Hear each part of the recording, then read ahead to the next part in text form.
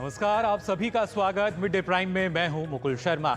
Mid day prime में बात करेंगे संसद में चल रहे बजट सत्र को लेकर और साथ ही बात होगी बांग्लादेश में जिस तरह के हालात बने हैं उसको लेकर सर्वदलीय बैठक बुलाई गई थी और इसके अलावा और जो खास खबरें आज लगातार चल रही हैं वो तमाम जानकारी आपको देंगे। लेकिन सबसे पहले आइए नजर डालते हैं हेडलाइंस पर।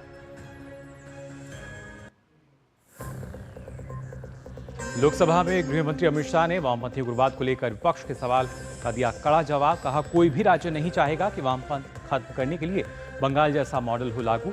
वहीं बांग्लादेश की ताजा स्थिति पर विदेश मंत्री दोनों सदनों में देंगे आज जानकारी।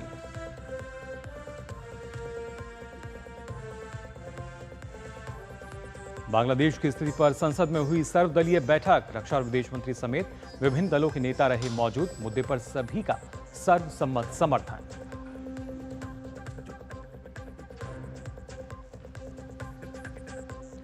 बांग्लादेश में अंतरिम सरकार गठन की कवायद तेज। राष्ट्रपति ने कहा, संसद भंग करने के बाद देश में अंतरिम सरकार का होगा गठन।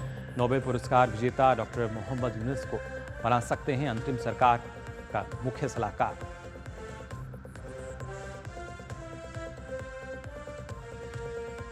राष्ट्रपति द्रौपदी मुर्मू फिजी के सर्वोच्च नागरिक पुरस्कार से सम्मानित। भारतवंशियों को संबोधन में राष्ट्रपति ने दोहराई दोनों देशों के बीच संबंधों के बीच प्रतिबद्धता। कहा, प्रवासी भारतीयों को दुनिया में सकारात्मक परिवर्तन लाते हुए देखना बेहद सुखद।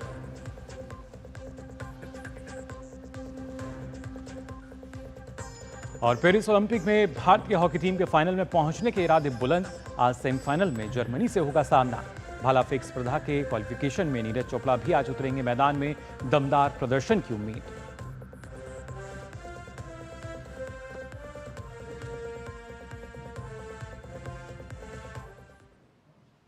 और आइए मिड डे प्राइम में सबसे पहले बात करते हैं संसद के बजट सत्र को लेकर। दरअसल लोकसभा में प्रश्नकाल के दौरान अलग अलग सवाल उठाए गए और इसी दौरान कांग्रेस के सांसद प्रद्युत बोरदोलाई के पूर्वोत्तर भारत में वामपंथ उग्रवाद से जुड़े सवाल का जवाब देते हुए गृह मंत्री अमित शाह ने कहा कि पूरे नॉर्थ ईस्ट में उग्रवाद के मामले में 60% की कमी आई है।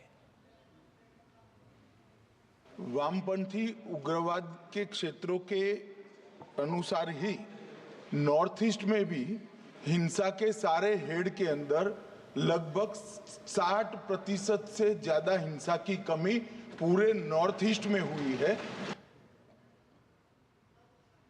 साथ ही लोकसभा में आज तृणमूल कांग्रेस के सांसद शौकत राय की एक सवाल पर सदन में गृह मंत्री अमित शाह ने कहा कि कोई भी राज्य नहीं चाहेगा कि वामपंथ खत्म करने के लिए बंगाल जैसा मॉडल लागू करें। दरअसल शौकत राय ने केंद्र सरकार को ये कहकर घेरने की कोशिश की कि वो कई राज्यों में वामपंथी उग्रवाद को खत्म करने में नाकामयाब है। सवाल यही है कि वह केवल एक किशन जी को मानने पड़ा और अभी पश्चिम बंगाल में वामपंथी उग्रवाद बंद हो गया। मैं माननीय स्वराष्ट्र मंत्री को, गृह मंत्री को पूछने चाहता हूं कि क्या पश्चिम बंगाल का एग्जाम्पल वो स्टडी करेंगे और वही मॉडल सारा छत्तीसगढ़ दूसरे जगह में अप्लाई करेंगे, क्योंकि ये लोग कंट्रोल नहीं कर पा रहे हैं। मान्यवर, कोई भी राज्य अच्छा करे उसके उदाहरण को पूरे देश में लागू करने में नरेंद्र मोदी सरकार को कोई तकलीफ नहीं है। परंतु मैं मानता हूं कि देश का कोई राज्य नहीं चाहेगा कि पश्चिम बंगाल का मॉडल वहां अपनाया जाए। साथ ही बांग्लादेश की परिस्थिति पर आज लोकसभा में विदेश मंत्री डॉक्टर एस जयशंकर अपना बयान देंगे। लोकसभा अध्यक्ष ओम बिरला ने सदन की कार्रवाई के दौरान इसकी जानकारी दी। माननीय कई सदस्यों ने बांग्लादेश की स्थिति के बारे में सदन को अवगत कराने के लिए आग्रह किया था। माननीय विदेश मंत्री जी इस पर आज सो मोटू 3:30 पर अपना बयान वक्तव्य सभा में देंगे। तो करीब 3:30 बजे यहाँ पर विदेश मंत्री जो हैं बयान देंगे। इससे पहले आपको बता दें, बांग्लादेश के मौजूदा हालात पर संसद भवन परिसर में आज सर्वदलीय बैठक हुई। बैठक में गृह, रक्षा और विदेश मंत्री और नेता प्रतिपक्ष राहुल गांधी समेत विभिन्न दलों के नेता मौजूद रहे। विदेश मंत्री डॉक्टर एस जयशंकर ने सभी नेताओं को बांग्लादेश की वर्तमान स्थिति के बारे में जानकारी दी।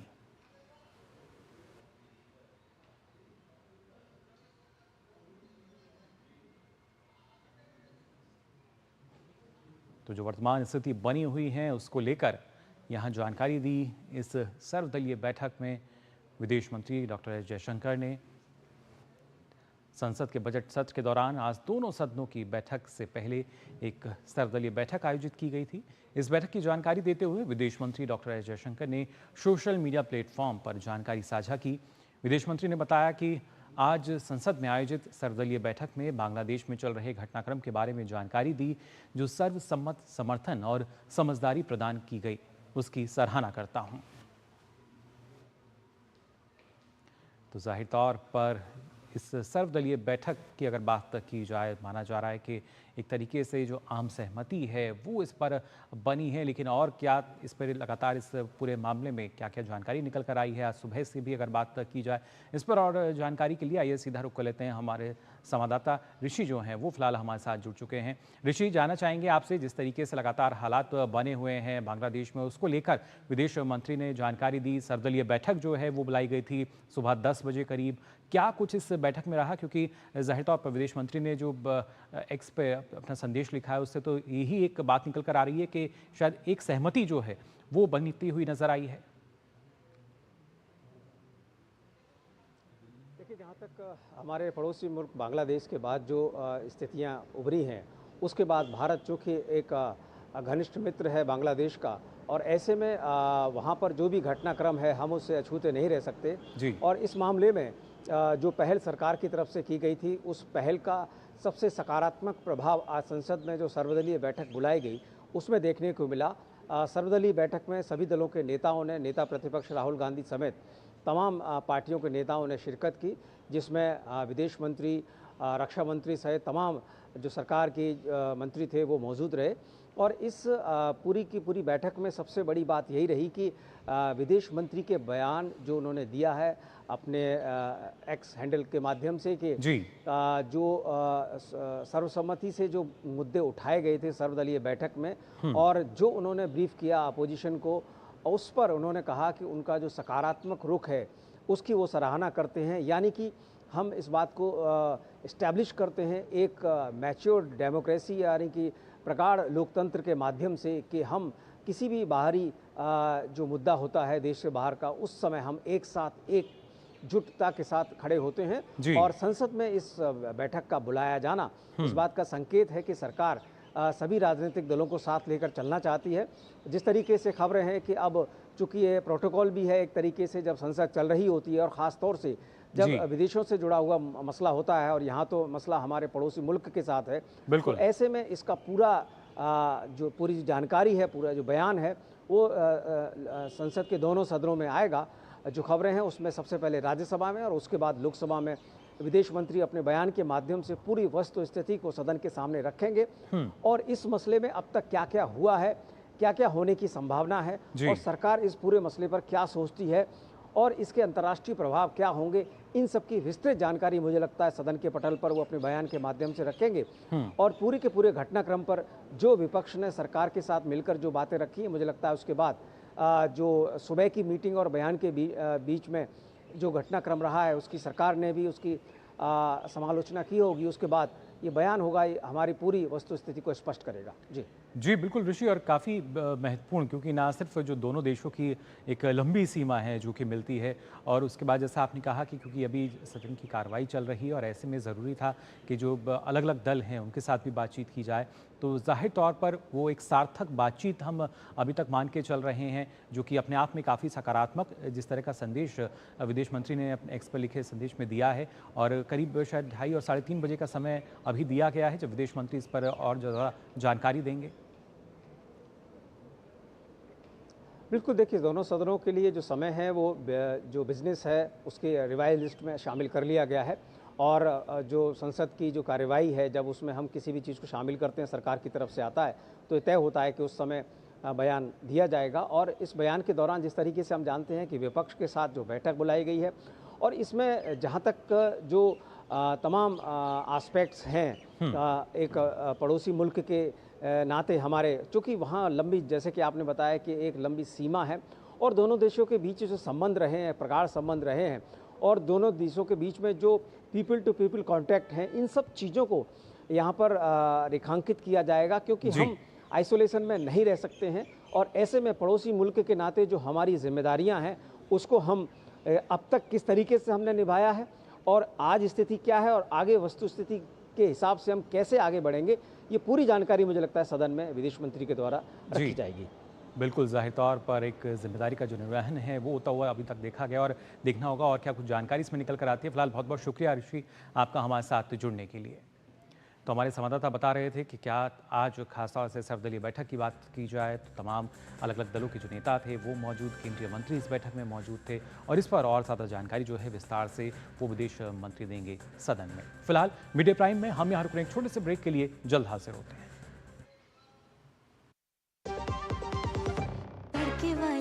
भोली भाली मेहनत वाली असली तड़के वाली, ये तो बड़ी समझदार बड़ी होशियार MDH के सही टेस्ट का असली test MDH ginger garlic paste. सुरक्षा की गारंटी हर चीज में जरूरी है, चाहे वो मुश्किल स्टंट हो या अच्छी फसल। इसलिए ले आइए IIL के ट्रैक्टर ब्रांड का शिनबा, जो देता है सुंडी और ट्रिप से सुरक्षा की गारंटी। बात जब पीढ़ियों के लिए बनने वाले घर की हो तो जिम्मेदारी बड़ी हो जाती है। गैलेंट समझता है ये जिम्मेदारी। अब डबल M रिब्स के साथ गैलेंट एडवांस TMT रीबार, निर्माण का रियल हीरो। तो ब्रेक के बाद आप सभी का एक बार फिर स्वागत मिड डे प्राइम में। अब आई खबरों में आगे बढ़ते हैं। लगातार हम बात कर रहे हैं बांग्लादेश में जिस तरीके के हालात बने हुए हैं, कहीं ना कहीं बांग्लादेश इस वक्त राजनीतिक अस्थिरता के दौर से गुजर रहा है। इस अस्थिरता के बीच कल देश के बांग्लादेश की अगर हम बात करें तो यहाँ के राष्ट्रपति मोहम्मद शहाबुद्दीन ने ढाका के बंग भवन में एक बैठक की अध्यक्षता की। इस बैठक में अंतरिम सरकार के गठन पर चर्चा की गई। बैठक में तीनों सशस्त्र बलों के प्रमुखों, विभिन्न राजनीतिक दलों के नेताओं और नागरिक समाज के प्रतिनिधियों ने हिस्सा लिया। बैठक में आरक्षण विरोधी आंदोलन में मारे गए लोगों की याद में एक शोक प्रस्ताव भी पेश किया गया। साथ ही दिवंगत आत्माओं की शांति के लिए प्रार्थना की गई। राष्ट्रपति ने बैठक में मौजूद सभी लोगों से देश में कानून व्यवस्था की स्थिति को नियंत्रित करने में धैर्य और सहनशीलता बरतने का आग्रह किया। लूटपाट और हिंसक गतिविधियों को रोकने के लिए सख्त कार्रवाई का भी निर्णय लिया गया। इसके अलावा आरक्षण विरोधी आंदोलन के दौरान हिरासत में लिए गए सभी लोगों को रिहा करने का निर्णय लिया गया। बैठक में इस बात पर भी सहमति बनी कि किसी भी समुदाय को किसी भी तरह से नुकसान नहीं पहुंचाया जाना चाहिए। इससे पहले शेख हसीना के भारत रवाना होने पर बांग्लादेश के सेना प्रमुख जनरल वकर-उज़-ज़मान ने उनके इस्तीफे की पुष्टि की थी।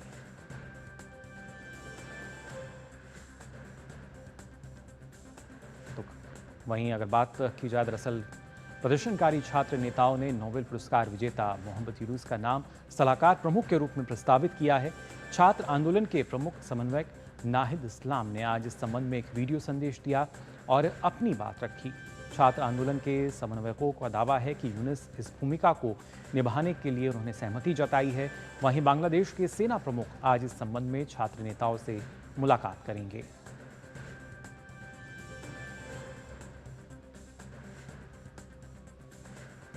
तो पड़ोसी देश बांग्लादेश में शुरू हुई राजनीतिक अस्थिरता के बीच भारत ने दोनों देशों की सीमा रेखा पर चौकसी बढ़ा दी है।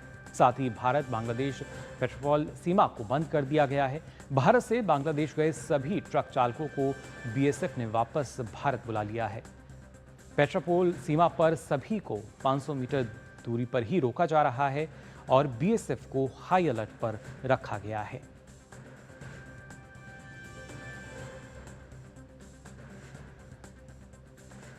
इसके साथ ही आपको बता दें, BSF के महानिदेशक दिलजीत सिंह चौधरी उत्तर 24 परगना जिले में भारत बांग्लादेश पेट्रोल सीमा पहुंचे। इस सीमा रेखा को पहले ही बंद कर दिया गया है, जिसके साथ ही बांग्लादेश में शुरू हुई राजनीतिक अस्थिरता के बीच दोनों देशों की सीमा रेखा पर जो चौकसी है वो बढ़ा दी गई है। आपको बता दें कि भारत से बांग्लादेश गए सभी ट्रक चालक जो हैं उनको वापस बुला लिया गया था BSF द्वारा और साथ ही साथ उनको जो सीमा है, पेट्रोल सीमा है, उससे करीब 50 मीटर की दूरी पर रोका जा रहा है। कोई भी उससे आगे नहीं जा रहा है और साथ ही साथ BSF को फिलहाल हाई अलर्ट पर रखा गया है।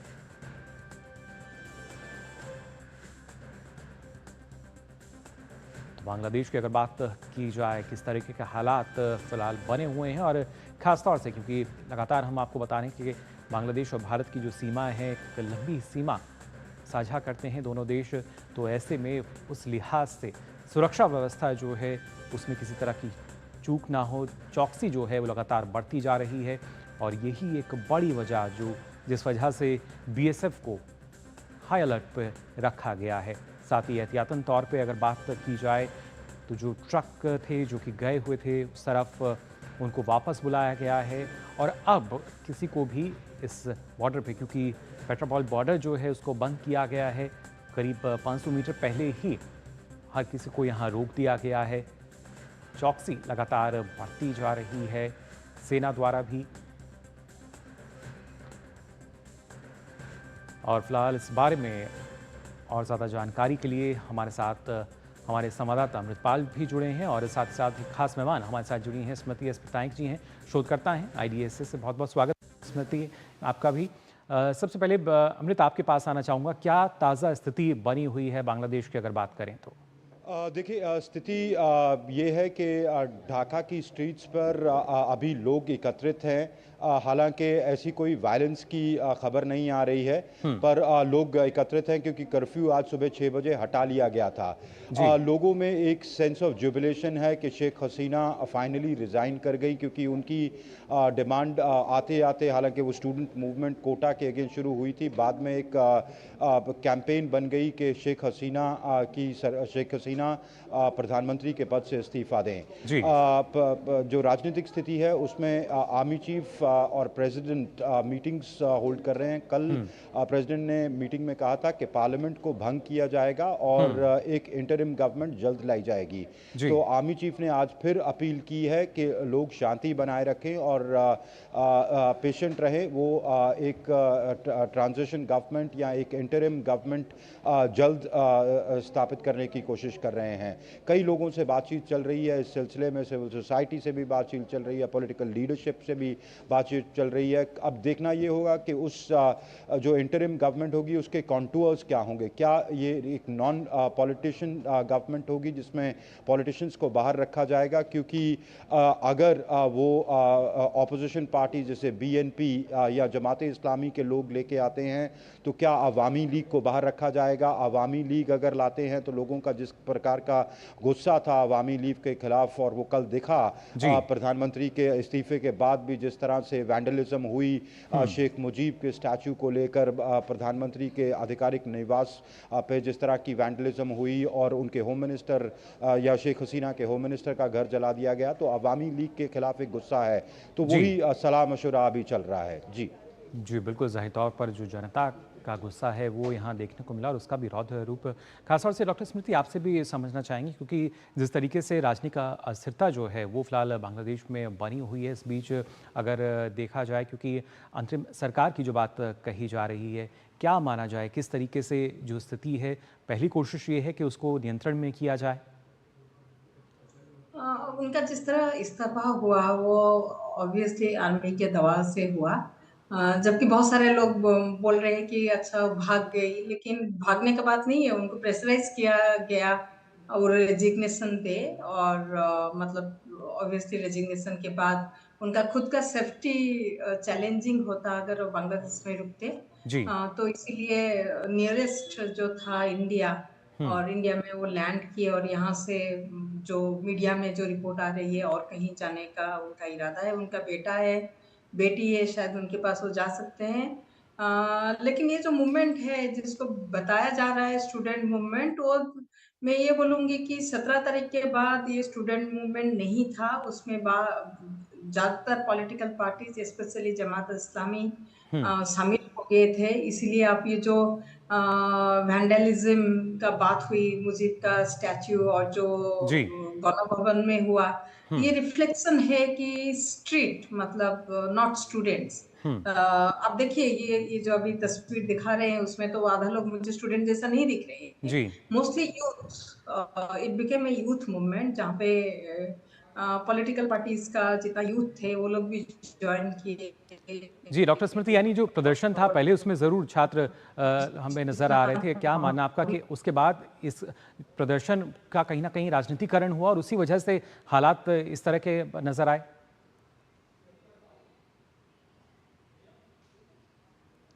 डॉक्टर स्मृति। वो तो शुरू हुआ था, लेकिन बाद में वो उसमें दूसरे जी वहीं से मैं बोलूँगी। बिल्कुल साथ ही हमारे संवाददाता अमृतपाल लगातार हमारे साथ बने हुए हैं।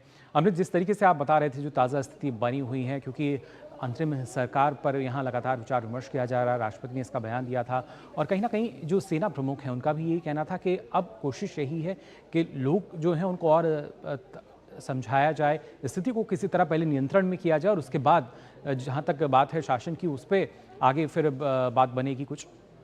जी बिल्कुल, पहली प्रायोरिटी यही है कि एक तो जो लॉ एंड ऑर्डर सिचुएशन है उसको कैसे काबू किया जाए। आर्मी चीफ ने कल भी ये अपील की थी और आज भी ये अपील की है कि लोग अपने घरों को लौटें, सड़कें खाली करें, क्योंकि स्कूल कॉलेज खोल दिए गए हैं, कर्फ्यू हटा दिया गया है, कि एक सेंस ऑफ नॉर्मलसी आए लोगों में।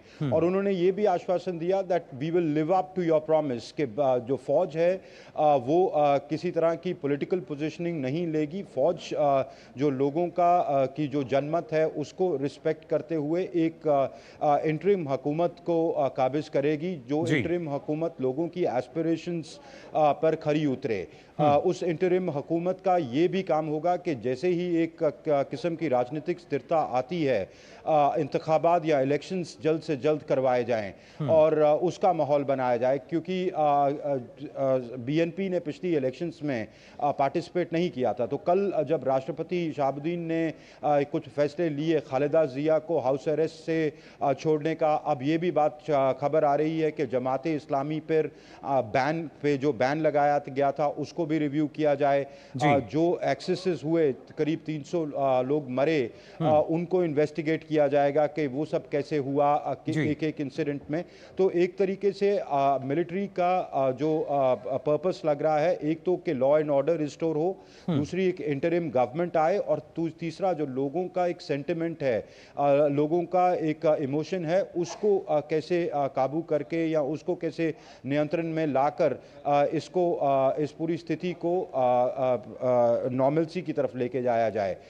ये भी बात चल रही है कि जो नॉन पॉलिटिकल फिगर्स हैं, जैसे मोहम्मद यूनुस नोबेल लॉरिएट, वो अभी पेरिस में हैं, उनको सलाहकार बनाया जाए। तो ऐसे लोगों को इन्वॉल्व किया जाए जिनकी एक्सेप्टेंस सिविल सोसाइटी में हो, अलग अलग वर्गों की, सिविल सोसाइटी के अलग अलग वर्गों की, चाहे वो स्टूडेंट्स हों, चाहे पॉलिटिकल एक्टिविस्ट्स हों, चाहे वो लॉयर्स हों। तो उन जो सोसाइटी के अलग अलग वर्ग हैं उनको एक तरह से शांत किया जाए और गवर्नेंस को नॉर्मलसी की तरफ लाया जाए। जी बिल्कुल। साथ ही डॉक्टर स्मृति, आपसे भी हम समझना चाहेंगे, जिस तरीके से जो समाज के अलग अलग वर्ग से लोग हैं जिनको हम कह सकते हैं कि अभी जिनका चयन किया जा रहा है, तो क्या प्रयास यही होगा कि एक तरीके का शांति समझौता जनता के बीच ये जो लोग जिनका चयन हो रहा है ये करेंगे और उसके बाद कुछ स्थिरता की तरफ जो बांग्लादेश है वो आगे बढ़ पाएगा? अभी कोशिश तो वही है कि ऑल पार्टी का एक इंटरिम सरकार बने जो कि एक्सेप्टेबल है, लेकिन जो नाम अभी फ्लोट हो रही है, मीडिया में बहुत सारा नाम आ रहा है, उसी में कोई अवामी लीग का कोई है नहीं अभी तक। शायद इसीलिए नहीं है, वो सोच के कि अवामी लीग आउटगोइंग गवर्नमेंट है तो अनपॉपुलर है, शायद इसीलिए उनका कोई रिप्रेजेंटेशन नहीं है। लेकिन मैं ये सोचती हूँ अवामी लीग पॉलिटिकल पार्टी से नहीं लेके एटलीस्ट उनका जो सिविल सोसाइटी मेंबर होंगे, जो अवामी लीग के साथ जिनका ताल्लुकात है, उनको भी लेना जरूरी है, क्योंकि ऑल पार्टी सरकार का जब इंटरिम सरकार गठन कर रहे हैं उसमें एक पॉलिटिकल पार्टी जिसका कि ठीक है मेजोरिटी नहीं होगा, शायद अनपॉपुलर है, लेकिन उनका तो कोई ग्रासरूट सपोर्ट है, तो उनको बिना रिप्रेजेंटेशन दिए कोई इंटरिम सरकार अगर बनेगी तो ऑब्वियसली उसका नतीजा फिर वही एक तरफ जिस टाइप का सरकार था वन साइडेड बोल रहे थे, उसी टाइप का वन साइडेड है। अभी तक पूरा क्लियर नहीं है कि क्या रोड मैप है, इलेक्शन कब होगा ये, या जैसे पिछले बार जब हम देखे थे आर्मी का इंटरवेंशन था 2007-8 में, तब 2 साल लगा था इलेक्शन कराने के लिए। अब और बहुत सारा तभी रिफॉर्म लाया गया था, -2 फॉर्मूला था। अभी एक्चुअली कैसा होगा, वही सेम टाइप का होगा या अलग टाइप का होगा, 2 साल लगेगा क्या इलेक्शन करने के लिए, मतलब ये अभी तक क्लियर नहीं है कि एक्चुअली इंटरिम सरकार जो है क्या करना चाहते हैं। चलिए, यानी कवायद जो है उसकी जरूर कोशिश की जा रही है कि शुरू हो सके, लेकिन किस तरीके से होगा इस पर लगातार विचार किया जा रहा है। फिलहाल डॉक्टर स्मृति, बहुत बहुत शुक्रिया आपका, और साथ ही हमारे संवाददाता अमृत, आपका भी बहुत शुक्रिया हमें ताज़ा जानकारी हमारे दर्शकों तक पहुंचाने की। स्थिति बनी हुई है, ये आपको हम यहाँ बता रहे थे कि ताज़ा हालात क्या हैं। राजनीतिक अस्थिरता का दौर चल रहा है, लेकिन कवायद यही है कि जो स्थिति है वो शांतिपूर्ण जल्द से जल्द हो, और इसके लिए अलग अलग कदम जो हैं वो लगातार उठाए जा रहे हैं। फिलहाल मिड डे प्राइम में हम यहाँ रुक रहे हैं, एक और छोटे से ब्रेक के लिए जल्द हाजिर होते हैं। दादी के हाथों का जादू और खुशबू से महकता घर। MDH गरम मसाला, असली मसालों से भरा हूँ मैं, क्योंकि हर रिश्ता है स्वाद से जुड़ा। सुरक्षा की गारंटी हर चीज में जरूरी है, चाहे वो मुश्किल स्टंट हो या अच्छी फसल। इसीलिए ले आइए IIL के ट्रैक्टर ब्रांड का शिनबार, जो देता है सुंडी और ट्रिप से सुरक्षा की गारंटी। तो ब्रेक के बाद आप सभी का एक बार फिर स्वागत। आप देख रहे हैं मिड डे प्राइम। अब आइए खबरों में आगे बढ़ते हैं और अब बात करते हैं राष्ट्रपति द्रौपदी मुर्मू के दौरे को लेकर। दरअसल राष्ट्रपति द्रौपदी मुर्मू फिजी के 2 दिवसीय यात्रा पर हैं। इस दौरान सुबह की अगर हम बात करें तो यहाँ 100 बिस्तर वाले सुपर स्पेशलिटी अस्पताल और भारतीय उच्चायोग के चांसी परिसर के लिए परियोजना स्थलों के दस्तावेजों का आदान प्रदान किया गया। इसके अलावा द्रौपदी मुर्मू ने राष्ट्रीय युद्ध स्मारक और महात्मा गांधी मेमोरियल कॉलेज में महात्मा गांधी की प्रतिमा पर पुष्पांजलि भी अर्पित की। इससे पहले राष्ट्रपति ने भारतीय मूल के लोगों को संबोधित करते हुए कहा कि फिजी में उन्हें ऐसा लगता है जैसे वे घर पर हैं। उन्होंने इस विशेष कार्यक्रम के आयोजन के लिए फिजी सरकार को धन्यवाद दिया, जिसमें उन्होंने भारतीय मूल के लोगों से बातचीत करने का मौका मिला। उन्होंने कहा कि आपने दोनों देशों के बीच की मित्रता के लिए जीवंत पुल का काम किया है। सबसे महत्वपूर्ण बात यह है कि अपने दोनों देशों के बीच मित्रता को मजबूत करने की प्रक्रिया में एक जीवंत पुल, लिविंग ब्रिज के रूप में भूमिका निभाए हैं। जहां भारतीय प्रवासियों ने लगभग हर देश में अपनी छाप छोड़ी है, वही फिजी में आपकी असाधारण यात्रा विशेष रूप से दुनिया के लिए महान प्रेरणा का स्रोत है। राष्ट्रपति ने अपने संबोधन में आगे कहा कि प्रवासी भारतीयों को दुनिया में सकारात्मक परिवर्तन लाते हुए देखना बेहद सुखद है।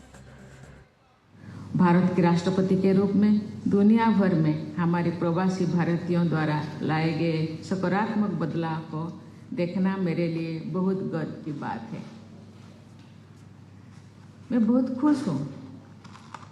145 साल पहले आप आए हैं, फिर भी आपके संस्कृति, आपके भाषा, आपके परंपरा, आपका जीवन शैली को आप भूले नहीं। इसीलिए आपको मैं बहुत बहुत धन्यवाद देती हूँ। आपको बता दें, इससे पहले राष्ट्रपति द्रौपदी मुर्मू ने सुबह में फिजी संसद को भी संबोधित किया। अपने संबोधन में राष्ट्रपति द्रौपदी मुर्मू ने दोनों देशों के ऐतिहासिक संबंधों का जिक्र किया। उन्होंने इस चुनौतीपूर्ण दौर में भी भारत को वैश्विक दक्षिण की एक शक्तिशाली आवाज बताया। I would like to express my deep appreciation for the strong democratic ethos in Fiji. Each one of you has a very solemn responsibility for serving the people of this beautiful country. Despite the vast difference in our size, both our countries have much in common, including our vibrant democracies. Almost 10 years ago, speaking in this same hall, Prime Minister of India, Shri Narendra Modi, had underlined some basic values that unite India and Fiji. These include our democracy, the diversity of our societies, our creed that all human beings are equal, and our commitment to the liberty, dignity, and rights of every individual. These shared values are eternal and shall continue to guide us ahead. तो इस दौरान राष्ट्रपति द्रौपदी मुर्मू को Fiji के सर्वोच्च नागरिक सम्मान the companion of the order of Fiji से सम्मानित किया गया। फिजी में राष्ट्रपति विलियम काटुटिवेरे ने उन्हें स्टेट हाउस में सम्मान से नवाजा। सर्वोच्च सम्मान मिलने पर राष्ट्रपति द्रौपदी मुर्मू ने खुशी जताई।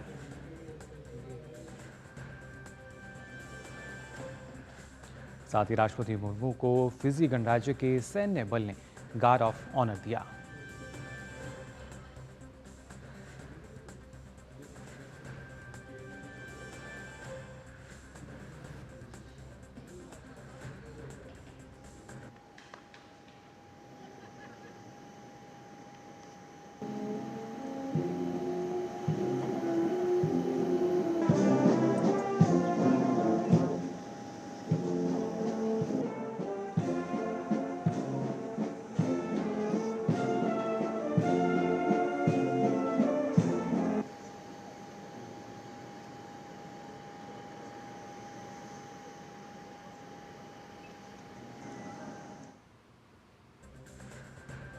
और मिड डे प्राइम में खबरों का सिलसिला आगे भी जारी रहेगा, लेकिन फिलहाल यहां रुक रहे हैं छोटे से ब्रेक के लिए। जल्द हाजिर होते हैं। MDH का किचन किंग किचन में हो तो हम सब कुछ बना सकते हैं। बैंगन का भरता, आलू गोभी, भिंडी मसाला और भी बहुत कुछ। MDH। हो गया इंतजाम। किसका? गुड्डी की फीस का। दिखा। 20,000 का लोन तुरंत। पता है कौन दे रहा है, ब्याज कितना है? लोन विनियमित संस्थानों से ही लें और कर्ज उतना जितनी जरूरत, वो भी जांच कर। हो गया इंतजाम। पगार एडवांस में भेजिए। RBI कहता है सही वित्तीय बर्ताव करे आपका बचाव। सुरक्षा की गारंटी हर चीज में जरूरी है, चाहे वो मुश्किल स्टंट हो या अच्छी फसल। इसलिए ले आइए IIL के ट्रैक्टर ब्रांड का शिनबार, जो देता है सुंडी और ट्रिप से सुरक्षा की गारंटी। अब आया असली स्वाद। अब आया स्वाद। जब स्वाद के पड़े हो लाले तो MDH का चंकी चाट मसाला डालें। MDH का चंकी चाट मसाला। MDH। तो ब्रेक के बाद आप सभी का एक बार फिर स्वागत। मिड डे प्राइम में अब बात करते हैं CM योगी के अयोध्या दौरे को लेकर। उत्तर प्रदेश के मुख्यमंत्री योगी आदित्यनाथ आज से अयोध्या के 2 दिवसीय दौरे पर रहेंगे। लोकसभा चुनाव के नतीजे आने के बाद योगी आदित्यनाथ का ये पहला अयोध्या दौरा है। वहीं अयोध्या गैंगरेप मामले को लेकर भी योगी का ये दौरा कई मायनों में अहम रहने वाला है। योगी आदित्यनाथ आयुक्त सभागार में विकास कार्यों और कानून व्यवस्था की समीक्षा के लिए अधिकारियों और जनप्रतिनिधियों के साथ बैठक करेंगे। साथ ही चल रहे विकास कार्यों का स्थलीय निरीक्षण भी करेंगे। मुख्यमंत्री का सर्किट हाउस में पार्टी पदाधिकारियों के साथ बैठक का भी कार्यक्रम है।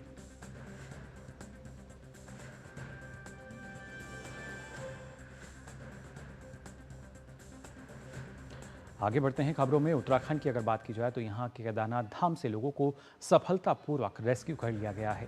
राज्य सरकार और सेना की ओर से चलाए गए इस ऑपरेशन के दौरान की सोनप्रयाग से भी तस्वीरें सामने आई। इन तस्वीरों में आप देख सकते हैं कि कैसे सुरक्षाकर्मी लोगों को नदी पर पुल के माध्यम से सुरक्षित स्थानों पर ले जा रहे हैं। अपनी जान को जोखिम में डालकर ये जो अलग अलग एजेंसियों हैं, साथ ही साथ सेना, जिन्होंने की लगातार कोशिश रही कि जो नागरिक हैं उनको किसी तरह की समस्या ना हो।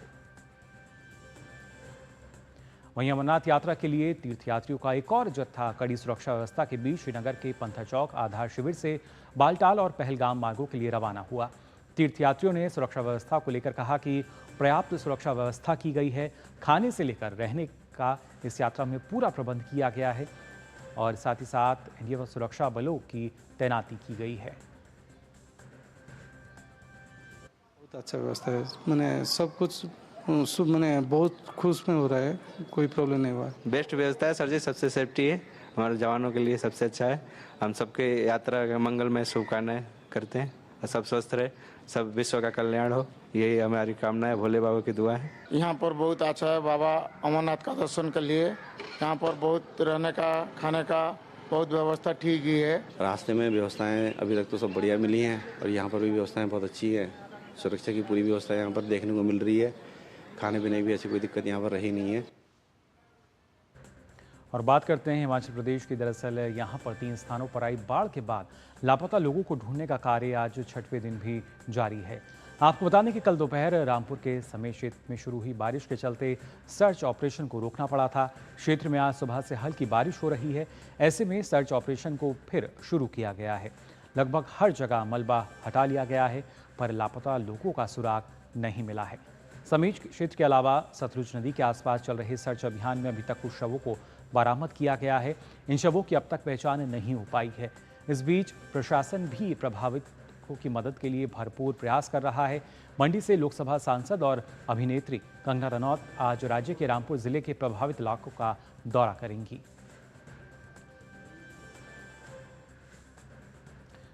आपको बता दें, मंडी से लोकसभा सांसद कंगना रनौत ने हिमाचल प्रदेश के रामपुर जिले के बाढ़ प्रभावित इलाकों का दौरा भी किया। हालात का जायजा लेने पहुंची कंगना रनौत ने कहा कि राज्य सरकार आपदा प्रभावितों को लेकर संवेदनहीन बनी हुई है। उन्होंने कहा कि राज्य भी कांग्रेस सरकार पिछली बार भी आपदा से प्रभावितों को राहत नहीं पहुंचा पाई है। केंद्र से जो फंड आपदा पीड़ितों के लिए आया वो भी लोगों तक नहीं पहुंचा।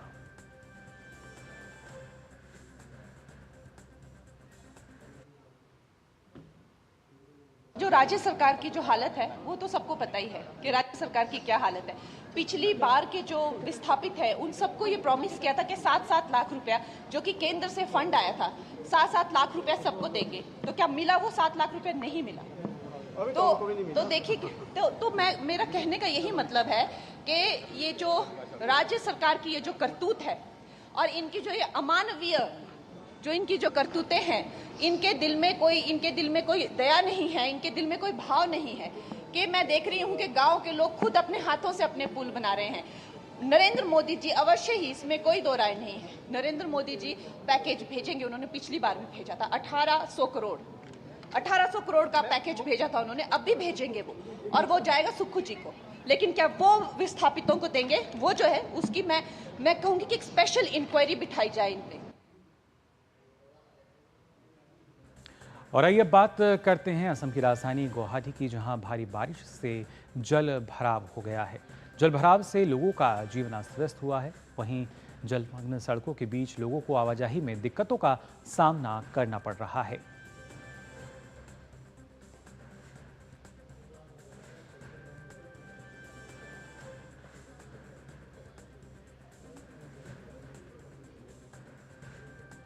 और अब बात करते हैं मथुरा की। दरअसल यहाँ श्री कृष्ण जन्मभूमि विवाद मामले में हिंदू पक्ष ने सुप्रीम कोर्ट में रिट दाखिल की है और इसके साथ साथ मांग की है कि अगर मुस्लिम पक्ष इलाहाबाद हाई कोर्ट के फैसले के खिलाफ सुप्रीम कोर्ट में अर्जी दाखिल करता है तो बिना उनका पक्ष सुने अदालत कोई एक तरफा आदेश पास ना करे।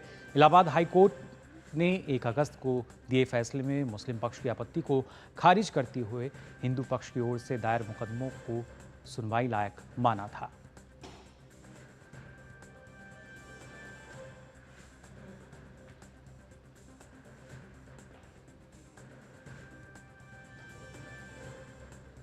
खबरों में आगे बढ़ते हैं। आबकारी नीति मामले में मनीष सिसोदिया की जमानत याचिका पर सुनवाई पूरी हो चुकी है।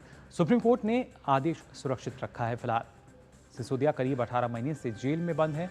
उन्होंने सीबीआई और ईडी दोनों जांच एजेंसियों की ओर से दर्ज केस में जमानत की मांग की है।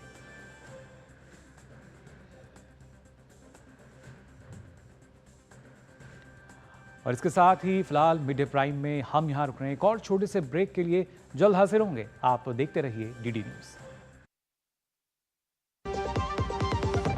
आपके घर के खाने में रेस्टोरेंट जैसा स्वाद ले आए MDH का शाही पनीर मसाला। पनीर को क्या मस्त बना डाला। बात जब पीढ़ियों के लिए बनने वाले घर की हो तो जिम्मेदारी बड़ी हो जाती है। गैलेंट समझता है ये जिम्मेदारी। अब डबल M रिब्स के साथ गैलेंट एडवांस TMT रीबार, निर्माण का रियल हीरो। तो ब्रेक के बाद आप सभी का एक बार फिर स्वागत। आप देख रहे हैं मिड डे प्राइम और अब बात करते हैं खेल जगत की खबरों की। सबसे पहले बात पेरिस ओलंपिक से जुड़ी हुई। दरअसल आज भारतीय हॉकी टीम फाइनल में अपनी जगह बनाने के इरादे से मैदान पर उतरेगी। टीम इंडिया का सामना सेमीफाइनल में जर्मनी से होगा। पिछले ओलंपिक में टीम इंडिया ने जर्मनी को हराकर ही ब्रॉन्ज मेडल जीता था।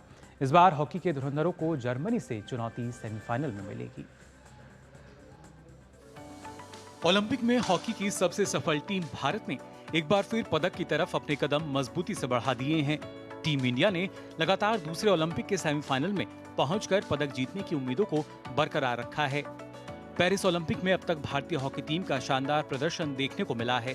केवल बेल्जियम के खिलाफ एक मुकाबले को छोड़ दें तो भारतीय टीम से पार पाना सभी टीमों के लिए नाको चने चबाना जैसा साबित हुआ है। इसी क्रम में भारतीय टीम ने ब्रिटेन को पेनल्टी शूटआउट में मात देते हुए सेमीफाइनल की ओर रुख किया है, जहां मंगलवार को उसका सामना जर्मनी से होगा। अगर नजर डालें भारत के क्वार्टर फाइनल मुकाबले पर तो यह किसी कड़े इम्तिहान से कम नहीं था। मैच के 17वें मिनट में अमित रोहिदास की हॉकी स्टिक ब्रिटेन के एक खिलाड़ी के सिर पर लगी, लेकिन रेफरी ने इसे जानबूझकर किया गया कृत्य माना और उन्हें पूरे मैच से बाहर कर दिया। इसी तरह भारतीय टीम करीब 42 मिनट तक 10 खिलाड़ियों के साथ खेली। हालांकि हरमनप्रीत सिंह की अगुवाई वाली भारतीय टीम योद्धाओं की तरह लड़ी और मुकाबले में अपने जज्बे को कहीं भी गिरने नहीं दिया। वहीं अपना आखिरी ओलंपिक खेल रहे पीआर श्रीजेश ने एक बार फिर अपने अनुभव का पूरा लाभ उठाते हुए शानदार प्रदर्शन किया, जिसके बलबूते भारतीय टीम लगातार दूसरी बार सेमीफाइनल में पहुंचने में कामयाब रही। पेरिस ओलंपिक में हॉकी टीम के अभी तक के प्रदर्शन पर नजर डाली जाए तो भारतीय टीम ने अपने पहले मुकाबले में न्यूजीलैंड को 3-2 से शिकस्त दी। इसके बाद लीग के अपने दूसरे मुकाबले में भारतीय टीम ने अंतिम समय में कप्तान हरमनप्रीत सिंह के गोल की बदौलत अर्जेंटीना के खिलाफ मैच को 1-1 से ड्रॉ करवाने में सफलता पाई। वहीं भारत ने आयरलैंड के खिलाफ 2-0 से जीत दर्ज की, जबकि प्रतियोगिता में भारत को केवल एकमात्र हार बेल्जियम से झेलनी पड़ी, जहां उन्हें 2-1 से शिकस्त मिली थी। हालांकि इसके बाद भारतीय टीम ने शानदार वापसी की और ओलंपिक के इतिहास में 52 साल बाद ऑस्ट्रेलिया को 3-2 से हराते हुए शानदार तरीके से क्वार्टर फाइनल में जगह बनाई। अब भारतीय टीम की नजर सेमीफाइनल मुकाबले पर है, जहां उसे जर्मनी से भिड़ना है। अगर दोनों टीमों के बीच मुकाबलों की बात की जाए तो जर्मनी का पलड़ा भारी है। दोनों टीमों के बीच अब तक 106 मुकाबले खेले गए हैं, जिसमें से 26 में भारत और 53 में जर्मनी की टीम ने बाजी मारी है, जबकि 27 मुकाबले ड्रॉ रहे हैं। वहीं अगर ओलंपिक में दोनों टीमों की भिड़ंत की बात की जाए तो भारत का यहां दबदबा देखने को मिला है। ओलंपिक में भारत और जर्मनी के बीच अब तक 12 मुकाबले खेले गए हैं, जिसमें भारत ने 5 तो वहीं जर्मनी ने 4 मुकाबलों में जीत दर्ज की है, जबकि 3 मुकाबले ड्रॉ रहे। इसमें टोक्यो ओलंपिक की वो जीत भी शामिल है जिसमें भारत ने जर्मनी को रोमांचक मुकाबले में 5-4 से हराते हुए ओलंपिक खेलों में हॉकी के 41 सालों के पदक के इंतजार को खत्म किया था। इसी बीच अगर हाल फिलहाल के प्रदर्शन को देखें तो दोनों टीमों के बीच पिछले 6 मुकाबलों में 5 में भारत ने जीत हासिल की है, जबकि जर्मनी ने केवल 1 मैच में जीत दर्ज की है। अब बस भारतीयों को इंतजार है उस पल का जब भारतीय टीम जर्मनी को शिकस्त देते हुए फाइनल में जगह बनाए और अपने गौरवशाली अतीत को दोहराए। Sports desk, DD news. तो भारतीय हॉकी टीम जो है उसके लिए हम उम्मीद करके यही चल रहे हैं कि गौरवशाली पल हमारे लिए आने वाला होगा, और किस तरह का होगा इस तमाम खबरों के लिए अब रुक कर लेते हैं हमारे सहयोगी गौरव का। शुक्रिया मुकुल। और जाहिर तौर पर एक बड़ा मुकाबला जो है वो आज सामने है, क्योंकि भारतीय टीम जो है वो लगातार अपने दूसरे ओलंपिक में हॉकी टीम जो है वो सेमीफाइनल पहुंची है। और आज के इस मुकाबले पे और ज़्यादा बात करने के लिए सीधे चलते हैं पेरिस, जहां पर हमारे संवाददाता मुकेश शुक्ला जो है वो मौजूद है। तो मुकेश, जाहिर तौर पर बड़ा मुकाबला है, नज़रें जो हैं वो भारतीय हॉकी टीम पर है, और जिस तरह का टीम का प्रदर्शन रहा है उसको देखते हुए कहा जा सकता है कि इस बार जर्मनी के खिलाफ टीम इंडिया का जो पलड़ा है वो भारी दिख रहा है। बिल्कुल गौरव, देखिए अगर ओवरऑल आंकड़े को देखें तो जर्मनी भारी है, लेकिन अगर वर्ल्ड कप के आंकड़े को देखें तो लगता है कि भारत जो है वो 20 यानी बेहतर ही साबित होगा। जिस तरह का उनका प्रदर्शन है, जिस तरह का उनका परफॉर्मेंस है गौरव, अभी तक भारत ने, आप देखिए पूरे ग्रुप मुकाबले में बेल्जियम को छोड़ दिया जाए तो किसी टीम ने भारत को ऐसा नहीं किया कि एकदम पजल कर दिया हो या परेशान कर दिया हो। और ऑस्ट्रेलिया के खिलाफ जो उन्होंने मुकाबला आखिरी खेला था ग्रुप स्टेज में, वहां से उन्होंने अपने आप को ये साबित कर दिया था कि जब मौका मिलेगा टीम रिवर्ट बैक करेगी, और ऐसा ही देखने को मिला क्वार्टर फाइनल में जब उन्होंने ग्रेट ब्रिटेन को, आप देखिए 10 खिलाड़ियों के साथ, यानी एक खिलाड़ी अगर कम हो जाए पूरे हॉकी मैच में तो एक तरफा हो जाता है मुकाबला। अब यूं कहें कि अगर कुछ मिनट के लिए ही हॉकी के प्लेयर्स को बाहर भेज दिया जाता है तो ही ओपोनेंट को बड़ा मौका मिल जाता है कि 3-4 मिनट बड़े क्रूशियल है, जैसे ग्रीन कार्ड भी देखने को मिला था चौथे क्वार्टर के आसपास में। तो भारत को पता था कि उनको कैसे खेलना है, इस समय की स्ट्रैटेजी क्या होगी, और उन्होंने उसको ही ध्यान में रखते हुए यहाँ पर मुकाबला खेला। और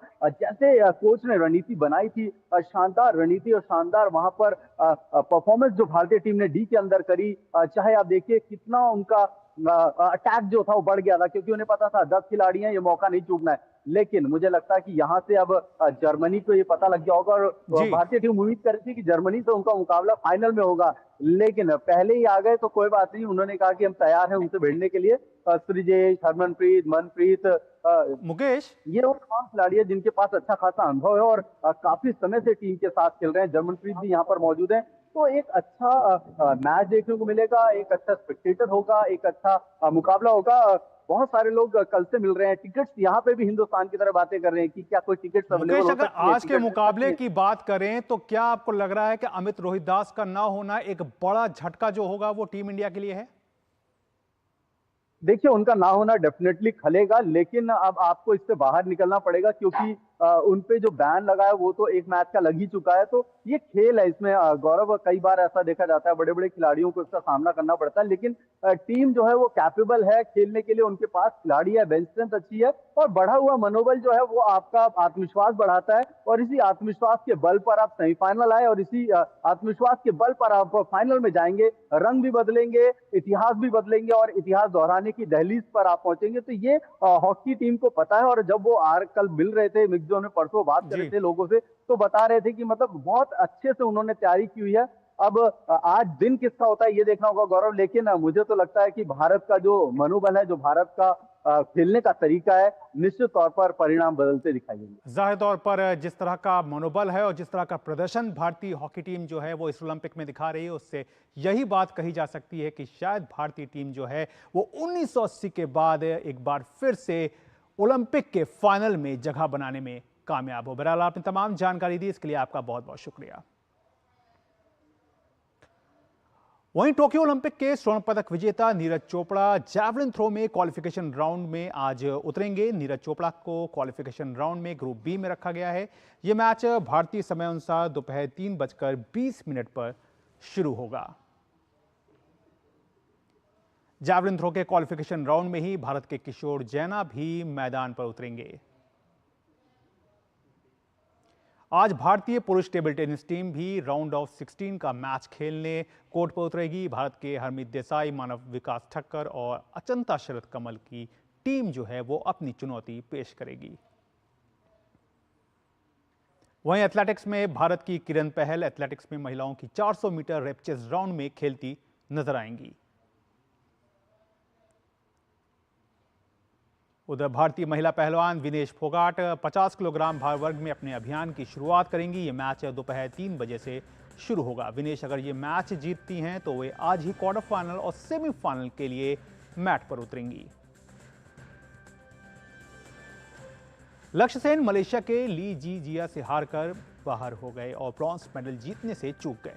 पेरिस ओलंपिक में बैडमिंटन में एक भी पदक न जीत पाने के बाद भारतीय बैडमिंटन कोच प्रकाश पादुकोण ने दो टूक कहा है कि ये समय आ गया है कि खिलाड़ियों को अब जिम्मेदारी लेनी होगी।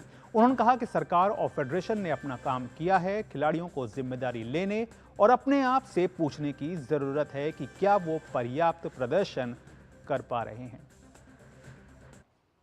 It is work in progress, but maybe it's not at the pace which is required. Like I said, I think it's high time the players also need to take responsibility. Like at least this Olympics and the previous Olympics, you cannot hold the federations responsible. You cannot hold the government responsible for the whatever good performance or decent performance or not so good performance, whatever you call it. Because I think they have done whatever they can. Ultimately, everybody, even the federation, the foundation, the academies can only do so much. We can provide everything we can, but ultimately they also have to take responsibility and go and deliver when it matters the most. तो मुकुल, ये थी खेल जगत से जुड़ी हुई तमाम बड़ी खबर, और आज की जो बड़ी खबर है वो यही है कि भारतीय हॉकी टीम जो है अपना सेमीफाइनल मुकाबला आज रात 10:30 बजे जर्मनी के खिलाफ खेलेगी। जी बिल्कुल, बहुत बहुत शुक्रिया गौरव आपका इन तमाम खबरों के लिए, और उम्मीद हम भी यही जता रहे हैं कि जो भारतीय हॉकी टीम है वो फाइनल में पहुंचेगी और उसके बाद स्वर्ण पदक भी हासिल करेगी। फिलहाल मीडिया प्राइम में और भी खबरें हैं, लेकिन उससे पहले हम अपने एक छोटे से ब्रेक के लिए जल्द हाजिर होते हैं। लाल रंग इसका अपार, तीखा कम है फिर भी स्वाद। MDH Kashmiri. MDH Kashmiri. MDH बात जब पीढ़ियों के लिए बनने वाले घर की हो तो जिम्मेदारी बड़ी हो जाती है। गैलेंट समझता है ये जिम्मेदारी। अब डबल एम रिब्स के साथ गैलेंट एडवांस TMT रीबार, निर्माण का रियल हीरो। तो ब्रेक के बाद आप सभी का एक बार फिर स्वागत। आप देख रहे हैं टाइम। अब आइए आगे बढ़ते हैं और बात करते हैं। दरअसल आज नई दिल्ली में आज पहले बिम्स्टेक व्यापार शिखर सम्मेलन का आगाज होगा। विदेश मंत्री डॉक्टर एस जयशंकर इस सम्मेलन का उद्घाटन करेंगे। केंद्रीय वाणिज्य और उद्योग मंत्री पीयूष गोयल और अन्य नेता भी समिट में हिस्सा लेंगे। व्यापार शिखर सम्मेलन के पहले संस्करण का उद्देश्य बहुक्षेत्रीय तकनीकी और आर्थिक सहयोग के लिए बिम्स्टेक के सदस्य देशों के बीच मजबूत व्यापार और निवेश संबंधों के माध्यम से अधिक क्षेत्रीय सहयोग को बढ़ावा देना है।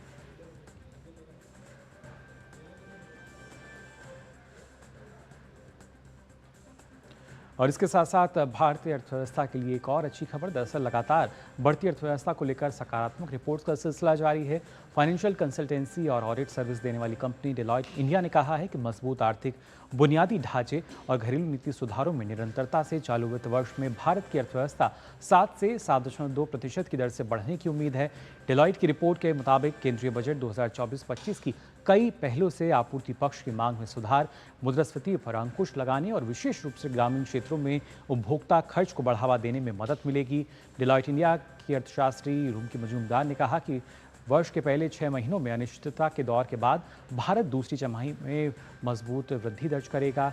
अगस्त महीने की भारत इकोनॉमिक आउटलुक रिपोर्ट में कहा गया है 2024 और 25 में GDP की वृद्धि दर 7% से 7.2% के बीच रहेगी। शहरी ग्रामीण उपभोक्ता व्यय अंतर, मुद्रास्फीति और रोजगार संबंधी चिंताओं से प्रभावी ढंग से निपटने से महत्वाकांक्षी ग्रामीण उपभोक्ताओं की सामर्थ्य में उल्लेखनीय वृद्धि हो सकती है। आपको बता दें कि बजट 2024-25 में कृषि उत्पादकता में सुधार, युवाओं के लिए रोजगार सृजन और विनिर्माण, साथ ही MSME के लिए वित्त तक पहुंच की चुनौती का समाधान करने की दिशा में सरकार ने महत्वपूर्ण पहल की है। वहीं खासतौर से कृषि निर्यात की अगर हम बात करें तो कृषि मंत्री शिवराज सिंह चौहान ने कहा है कि केंद्र सरकार कृषि के लिए 100 निर्यात क्लस्टर बनाने पर 18,000 करोड़ रुपए निवेश करेगी। उन्होंने कहा कि दलहन उत्पादन के क्षेत्र में आत्मनिर्भरता हासिल करने के लिए सरकार ने 6,800 करोड़ रुपए निवेश से दलहन मिशन की योजना बनाई है। संसद में मंत्रालय के कामकाज पर हो रही चर्चा का जवाब देते हुए शिवराज सिंह चौहान ने कहा कि जलवायु को अनुकूल कृषि व्यवस्था बनाई जा रही है। साथ ही उन्होंने कहा कि सरकार तेजी से देश भर में 50,000 जलवायु अनुकूल गांव विकसित कर रही है। साथ ही बीज की 1500 नई किस्में भी विकसित की गई हैं। उन्होंने कहा कि किसानों को अपनी डिजिटल पहचान दी जा रही है और सरकार इस पर लगातार काम कर रही है। और आइए अब नजर डालते हैं जल्दी से कारोबार जगत से जुड़ी कुछ अहम खबरों पर। लोकसभा में नेशनल पेंशन स्कीम पर गठित समिति के कार्य के संबंध में पूछे गए प्रश्न के जवाब में वित्त राज्य मंत्री ने सदन को एक लिखित उत्तर में बताया कि वित्त मंत्री निर्मला सीतारमण के द्वारा 24 मार्च 2023 को लोकसभा में की गई घोषणा के अनुसरण में केंद्र सरकार ने वित्त सचिव की अध्यक्षता में एक समिति का गठन किया है। उन्होंने बताया कि समिति ने अपने काम में काफी प्रगति की है, लेकिन अंतिम रिपोर्ट अभी प्रस्तुत नहीं की गई है। केंद्रीय सड़क परिवहन और राजमार्ग मंत्री नितिन गडकरी ने संसद भवन परिसर में पत्रकारों से बातचीत करते हुए कहा कि ऑप्शनल फ्यूल को बढ़ावा देने और पेट्रोल डीजल के इस्तेमाल को कम करने के लिए उनका मंत्रालय लगातार काम कर रहा है। उन्होंने कहा कि जल्द ही देश में एथेनॉल और मेथनॉल के फ्यूल पंप खुलेंगे।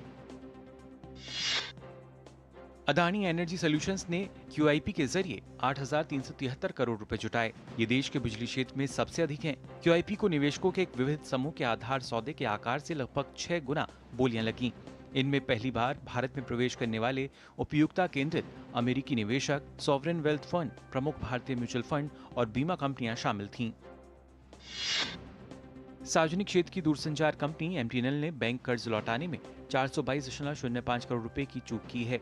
कंपनी ने सोमवार को शेयर बाजार को दी सूचना में कहा कि मूल राशि की किश्त लौटाने के मामले में कुल चूक 329 करोड़ रुपए के करीब है, जबकि ब्याज मद में 93.3 करोड़ रुपए नहीं दिए गए हैं। जम्मू कश्मीर में 5 साल पहले अनुच्छेद 370 के हटने के बाद से राज्य को 1.19 लाख करोड़ रुपए के 6,851 निवेश प्रस्ताव मिले हैं। आधिकारिक सूत्रों ने ये जानकारी देते हुए कहा कि इन पहल से 4.61 लाख नौकरियां पैदा होने की उम्मीद है। सार्वजनिक क्षेत्र के बैंकों का वित्त वर्ष 2025 की पहली तिमाही में शुद्ध लाभ एक साल पहले के मुकाबले 16.1% बढ़कर 39,974 करोड़ रुपए रहा। एक साल पहले के मुकाबले बैंकों की शुद्ध ब्याज आय में 7.1% की धीमी वृद्धि देखी गई, जबकि प्रावधान और आकस्मिक खर्चों में 10.5% की गिरावट आई, जिससे मुनाफे में स्थिर वृद्धि में मदद मिली। देश में वाहनों की खुदरा बिक्री में जुलाई में पिछले साल की समान अवधि के मुकाबले 14% तक का आकर्षक इजाफा हुआ है। देश के कई भागों में ग्रामीण अर्थव्यवस्था में उछाल, वाहनों की अच्छी उपलब्धता और नए मॉडल की शुरुआत की बदौलत ये इजाफा हुआ है। जुलाई में दोपहिया वाहनों की बिक्री में 17% तक, यात्री वाहनों की बिक्री में 10% तक, तो तिपहिया वाहनों की बिक्री में 13% तक और वाणिज्यिक वाहनों की बिक्री में 6% तक की वृद्धि हुई है। सरकार की ओर से संचालित उद्यम पोर्टल पर एमएसएमई के पंजीकरण में लगातार वृद्धि हो रही है। मंत्रालय के अनुसार 31 जुलाई 2024 तक पंजीकृत पोर्टल पर एमएसएमई की संख्या 4.77 करोड़ हो गई है। बीते वित्त वर्ष 2023-24 में इस पोर्टल पर 2.49 करोड़ एमएसएमई पंजीकृत हुए थे। मंत्रालय ने बताया कि चालू वित्त वर्ष में 63.41 लाख एमएसएमई का पंजीकरण हो चुका है। कैपिटल मार्केट रेगुलेटर सेबी ने एसेट मैनेजमेंट कंपनियों को सिक्योरिटीज में फ्रंट रनिंग और इनसाइडर ट्रेडिंग की पहचान करने और रोकने के लिए म्यूचुअल फंड के नियमों में बदलाव किया है। इसके अलावा एएमसी को इस संबंध में एक संस्थागत तंत्र स्थापित करने के लिए कहा है।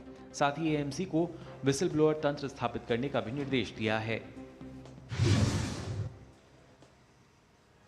तो जानिए अपने देश, दुनिया, कारोबार, खेल जगत की तमाम खबरें। फिलहाल के लिए मिड डे प्राइम में बस इतना ही, लेकिन देश और दुनिया की तमाम खबरों के लिए आप देखते रहिए डीडी न्यूज़। मुझे दीजिए अनुमति। नमस्कार।